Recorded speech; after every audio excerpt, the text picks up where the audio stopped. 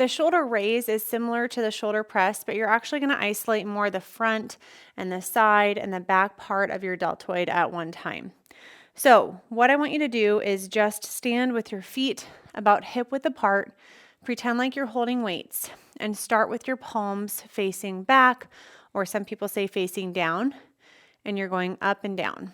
So this is a front shoulder raise. This would be a side or lateral shoulder raise. And then if your palms are facing back, that's a back shoulder raise, like that. So to make that harder, you can add weights.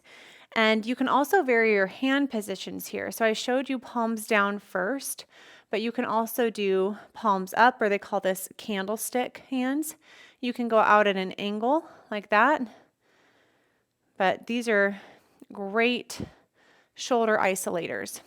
Sometimes you'll also see people combine these movements, like they might go up, out, down, out, in, down.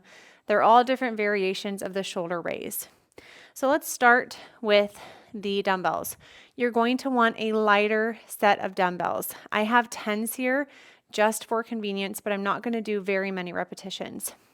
So a front shoulder raise looks like this, up and down, up and down. A common mistake is people going too high, going all the way up here. You don't need to go past shoulder height on this, in my opinion. So that's going to increase your risk of injury. But everyone's different. Up and down. Another mistake is shoulder shrugging during this exercise. So watch the difference here. This is correct. I'm kind of anchoring those shoulders down. This is incorrect. Right? Doesn't that look uncomfortable? Ugh. And then going back is like this. So I'm going to turn to the side to show you. This is the back. You're also getting some good tricep work there. This is the lateral shoulder raise. And then this is the front. If you want to try a different hold, like that candlestick hold, you can do that. You can go on the angle, out to the side, and then just straight back. So let's do it with a band. Again, you're going to want a lighter resistance band because the shoulders just aren't that big of a muscle for most people. So you need a lighter band. So you're going to step on the long band. I have a short band modification too. And you just go up, up. If you're going to go out, you're probably going to have to do one arm at a time here. And this is too hard of a band for me for this particular exercise. That's why I'm not going through that full available range of motion. One way to make it easier is to take one of the foot, like my foot out. See if that helps a little bit. Not very much. So with that long band, you might have to do the side version, one arm at a time probably. And then you can also go back. Just put the band behind you when you're going back. So I'll show you that view from the back for that shoulder raise. Just like that. So the short band modification, you're going to want a really light resistance band, and you can only do one arm at a time when you have one of these short bands.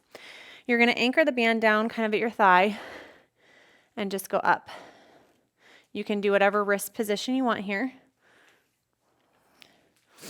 And then to go back, you can just kind of hold it on your hip somewhere and go back. So I'm going to show you those modifications from the side. Going back, you can go out to the side, or you can come out to the front. The point here with the short band is to anchor it down with one arm so that the opposite arm is getting that resistance. The last way that you can do the shoulder raises is with a cable system. So I've moved my cables down to the bottom on my Marcy. And you can try both arms at a time. It might feel a little bit awkward because that angle of pull might be a little bit weird. So you can do one arm at a time if you prefer. So there's the front shoulder raise. Now the side shoulder raise, I'll just do one arm at a time.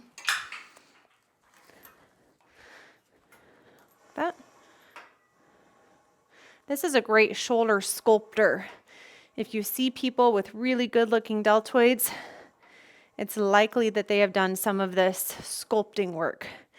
And then from the back, you could do one or both arms for this posterior shoulder raise. All right, that's your shoulder sculptor. If you have any questions, let me know.